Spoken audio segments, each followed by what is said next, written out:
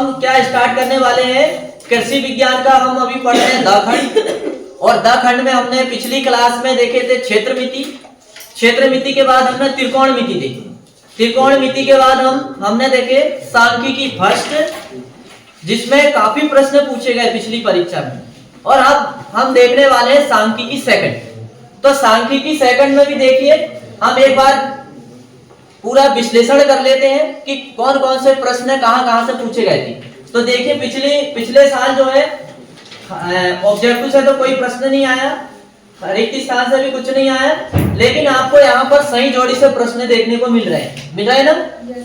22 में क्या पूछा था, समांतर माध्य के बारे में पूछा था, फिर माध्यिका के बारे में पूछा था, और फिर इसके बाद 25 में क्या पूछा था, माध्य पद क्या है। क्या पूछा था, माध्य पद क्या है। इसके बाद में बस ये एक प्रश्न आया था सांख्यिकी सेकंड से 2025 की परीक्षा में। तो निश्चित है इस बार भी एक प्रश्न आने की पूरी संभावना है। तो चलिए हम अब वस्तुनिष्ठ प्रश्न से इस क्लास को स्टार्ट करेंगे और इसके बाद में देखेंगे, अच्छी से समझेंगे, ठीक है, ठीक से क्लास को समझेंगे और अपन को अभी यहीं की यहीं याद हो जाना चाहिए, ऐसा अपन को पढ़ना भी है। तो चलिए वस्तुनिष्ठ प्रश्न में हमारे सामने पहला प्रश्न क्या दिया है,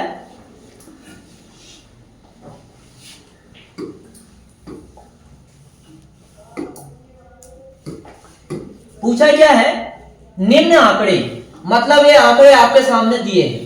आंकड़े क्या क्या दिया, देखो 1 दिया है, 0 दिया है, -2 दिया है, 2 दिया है और 3 दिया है के आंकड़े के लिए माध्यिका का मान होगा कितना होगा, 1। तो ये जो आंकड़े लिखे हैं और इनके आंकड़े के लिए पूछा गया था कि इनके आंकड़े के लिए माध्यिका का मान क्या होगा। अब ऐसे तो देखो माध्यिका के 2 सूत्र होते हैं, सम संख्या आने के लिए अलग होता है और विषम संख्या आने के लिए अलग होता है। 2 सूत्र होते हैं ना। तो सूत्र तो हम अगली क्लास में देखेंगे जब हम इसके बारे में थोड़ा सा और डिटेल से पढ़ेंगे। फिर इसके बाद में दूसरा क्या दिया है, यदि 4, 5, 7, 8 व A का समांतर माध्य 6 हो तो A का मान पूछा है। तो A का मान कितना होगा, 6। A का मान कितना होगा, 6। हमसे क्या पूछा गया है कि आंकड़े हमारे सामने दिए हैं कुछ इस तरह से 4, 5, 7, 8 व A, और इसके बारे में पूछा गया है कि इसका समांतर माध्य 6 हो तो A का मान क्या होगा। तो A का मान क्या होगा, 6। अब समांतर माध्य किसे कहते हैं, समांतर माध्य वह मान रहता है जो आंकड़ों के बीच में आता है। समांतर माध्य क्या होता है, वह मान होता है जो आंकड़ों के बीच में आता है। अब यहाँ पर 6 क्यों आया समांतर माध्य, देखो आंकड़े कितने अपने पास, 1, 2, 3, 4 आंकड़े हैं, मतलब सम है। तो अब जब हमारे पास 4, 5, 7, 8 और ये तो एक चर है कि नहीं चर, ये हमारे पास आंकड़े 4 है। अब हम कैसे पता करेंगे कि समांतर माध्य क्या, बस हमें एक परिभाषा पता है कि समांतर माध्य उसे कहते हैं जो आंकड़ों के बीच में आता है। तो देखो सीधा सा तरीका है, 2 संख्या यहाँ पर है, 2 संख्या यहाँ पर 4 है, तो आप ऐसे भी लॉजिक लगा सकते हो कि जब 4 संख्या है तो बीच में 2 संख्या आ रही है 5 और 7, तो इन्हीं के बीच वाला ही मान क्या होगा, समांतर माध्य होगा। क्या होगा, समांतर माध्य होगा। देखो 5 के बाद क्या आता है, 6 आता है, 6 के बाद क्या आता है, 7 आता है, तो सीधी सी बात है समांतर माध्य ये होगा। एक तरीका तो ये है समांतर माध्य पता करने का, समझ में आया। चाहे आंकड़े जितने भी बड़े हो, 50, 100 हो, आप गिन लीजिए, काउंटिंग कर लीजिए, काउंटिंग करने के बाद सीधा सा आप देख लीजिए कि बीच में कौन सा मान आ रहा है। बीच में यदि संख्या विषम दी है तो निश्चित है एक मान, जैसे मान चलो 5 आंकड़े हैं, कितने आंकड़े हैं, 5, ऐसा लिख लो 1, 2, 3, 4, 5, ये विषम है कि नहीं, अरे विषम है कि नहीं, 5 है ना, इसलिए विषम है कि नहीं। तो इससे तो आपको पता चल गया भाई इसके बीच में क्या आएगा, समांतर माध्य 3 आएगा। मान चलो सम संख्या आ गई, तो सम संख्या में आप ऐसा लिखिए 2 4 6 8 सम है। अरे सम मतलब सम आंकड़े एक नहीं, देखो 1 2 3 4 सम एक नहीं। तो अब इसके बीच में थोड़ा सा आपको पता लगाने में दिक्कत हो सकती है, तो उसका कोई वो ऐसा कोई डिफिकल्ट नहीं है। आप ऐसा देखिए 2 आंकड़े हो गए, 2 आंकड़े हो गए, 4 के बाद क्या आएगा 5 आएगा ना, 5 के बाद क्या आएगा 6 आएगा। तो लीजिए इसका समांतर माध्य 5 होगा। ये सम में देखने का तरीका है और ये विषम में देखने का तरीका। समझ गया समांतर माध्य। चलिए अगला प्रश्न देखते हैं हम क्या हमारे सामने। तीसरा में क्या हमसे पूछा गया है कि भाई प्रश्न कैसा दिया है कि 1 2 3 4 5 6 7 8 9 10 तक आंकड़े हैं हमारे सामने, 10 तक आंकड़े हमारे सामने हैं। फिर से मुझे पूछा है कि भाई समांतर माध्य इनका क्या होगा, इनका समांतर माध्य क्या होगा। अब यहां पर सम है, अरे समय की नहीं गिनती कर लो, 1 2 3 4 5 6 7 8 9 10 समय की नहीं। तो इसका मतलब हमें आंकड़ा कहां से मिलेगा, 5 और 6 के बीच में मिलेगा। किसके बीच में मिलेगा, 5 और 6 के बीच में मिलेगा। तो 5 नहीं, किसके बीच में मिलेगा, 1 2 3 4 ये 5, 1 2 3 4 और ये 5, हाँ 5 और 6 के बीच में ही मिलेगा। तो 5 के बाद क्या आता है, 6 आता है, लेकिन 6 के पहले भी तो 5.5 आता होगा, आता होगा कि नहीं। तो इसका आंसर क्या हो जाएगा, 5.5 हो जाएगा। क्या हो जाएगा इसका आंसर, 5.5 हो जाएगा। अब डायरेक्ट 5 से 6 थोड़ी आता है, 5 के बाद ऐसा भी तो आएगा ना, 5 के बाद 5.5, इसके बाद 6 आएगा, फिर आएगा 6 के बाद 6.5, इसके बाद 7 आएगा, ऐसा होता है।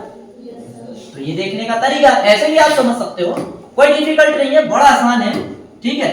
और जहां भी यदि आपको समझ नहीं आता हो तो बिल्कुल आप मेरे से प्रश्न कर सकते हो, मैं आपको समांतर माध्य बहुत अच्छे से समझा सकता हूं, जैसे मैं अभी आपको बता रहा हूं। अब क्या पूछा आपके सामने, माध्यिका के बारे में। देखो माध्यिका क्या होगी, पूछा माध्यिका। अभी हम समांतर माध्य देख रहे थे, अब माध्यिका देखो पूछा क्या है, 1 2 3 4 5 6 7 8 9 10 आंकड़े हैं हमारे पास है। मतलब यहाँ पर आंकड़े कैसे हैं, सम है कि नहीं, सम। तो n बराबर क्या है, सम, n बराबर क्या है, सम। और संख्या कितनी है, 10। n मतलब आंकड़ों की संख्या, n मतलब क्या है, आंकड़ों की संख्या कितनी है, 10। अब आंकड़े का नाम देख लो क्या कह दिया, 1 2 3 4 5 6 7 8 9 10। अब माध्यिका भी बीच का मान होता है, माध्यिका भी क्या होता है, बीच का मान होता है। तो देखिए अब माध्यिका इसमें क्या होगी, माध्यिका क्या होगी इसमें, 1 2 3 4 ये 5, ठीक है। फिर 5 के बाद 6 7 8 9 10।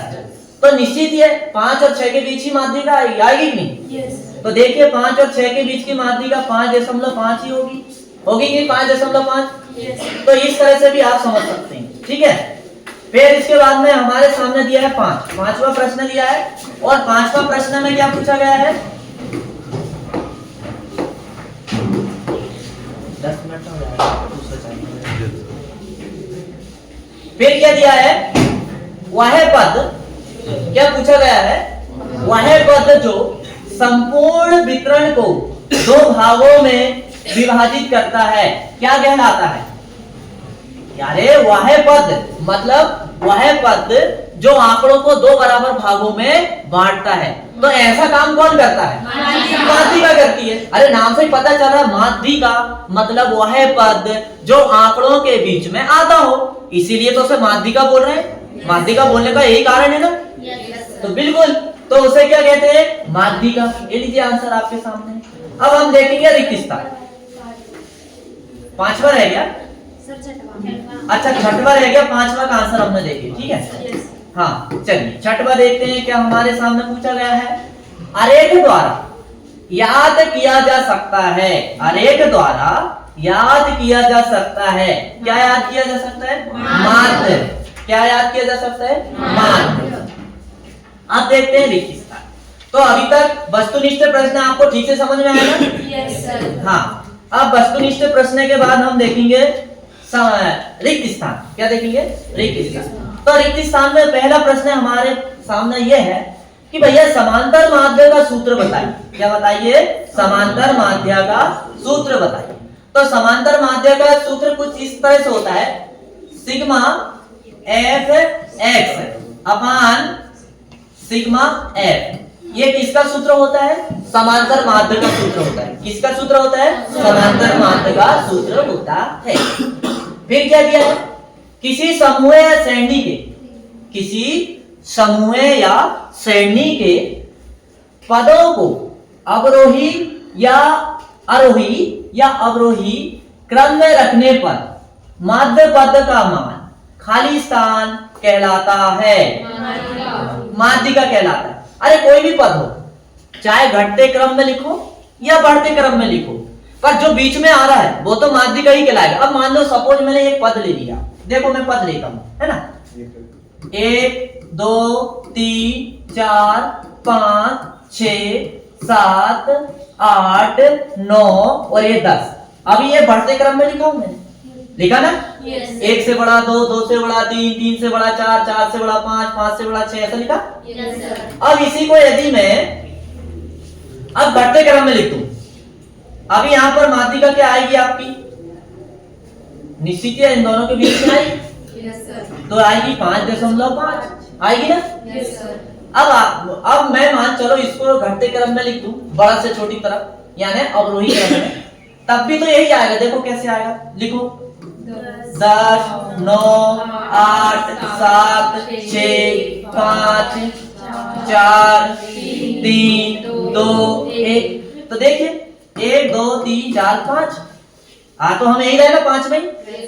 1 2 3 4 5 5 दोनों हो गए। तो देखो इन दोनों के बीच में फिर वही बात आ गई, क्या आएगी? माध्यिका। माध्यिका यदि हम इधर से गिने तो दोनों इन्हीं के बीच में आएगी, जो भी माध्यिका आएगी आएगी ना इन्हीं बीच में। yes, तो सीधी सी बात है, वो यहाँ पर पूछा गया था, किसी समूह या श्रेणी के पदों को या किसी आंकड़ों को या बढ़ते क्रम में लिखो या घटते क्रम में लिखो, जो भी बीच में आएगा पद वो हमेशा माध्यिका ही कहलाएगा। जो भी बीच में आएगा पद वो हमेशा क्या कहलाएगा? माध्यिका ही कहलाएगा। यहाँ पर हमसे ये प्रश्न कहा गया है। अब आगे